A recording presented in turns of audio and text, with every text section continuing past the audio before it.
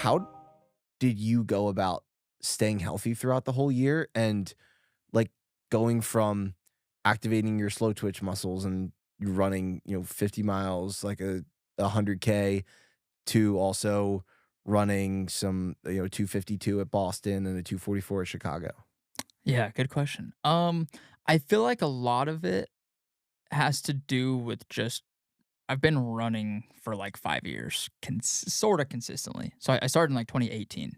Uh, and the majority of my training over the last 5 years has just been like a lot of really slow, easy miles. So I feel like my legs are just so used to the running, like the slow running and just being on my feet for a while. So I find the ultras are pretty easy to train for because like going like logging like, leading up to that 100K, I think I hit, like, 78 miles for, like, my peak week, but it was all easy miles, no speed work, 78 miles of just zone 2, and it felt so easy because I think just, I think the number one factor for running fitness is just time spent running. It's like anything else, really, like, the more time you spend doing it, the better you're gonna get at it, and so I think just over the last 5 years, spending so much time running easy and just allowing my body to really adapt. Like I even just 2 years ago, I couldn't have ran 78 miles in a week. Like I'd be totally wrecked. But I think that coupled with the like just intentionality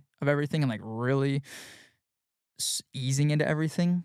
Because the first 2 years of running, I had no clue what I was doing. Like I was always hurt. Like I had shin splints. I had like runner's knee in both knees.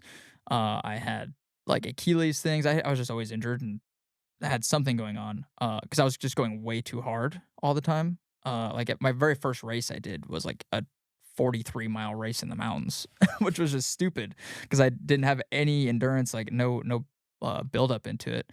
So I got hurt during that. And that one taught me the lesson of like, okay, if I want to keep running and enjoy it, like I gotta just chill and like ease into it more. So I think you could look at like again, this like 178-mile week, and I use that as an example because that's the most I've ever done in a week, training wise.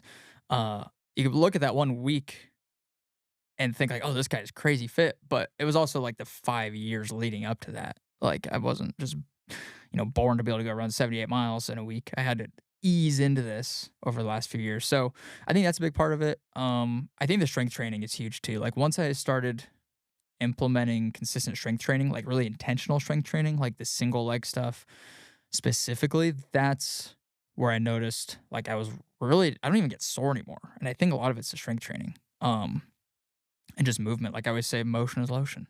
Because like even this morning, I woke up and like I was a little tight. Like I ran like 12 miles yesterday, like 9 of which were speed miles. As I was a little tight this morning, and then I took the dogs for a walk. And like 5 minutes into the walk, I felt fine because of just that movement and the blood flow, and like you get all the joint fluid moving and everything. So I think constantly kind of moving and doing something with the slow, easy miles, with the strength training, with the just really intentional buildup. I'd say those are kind of the biggest things that has allowed me to get to now where I can go do like in October I did the 244 marathon.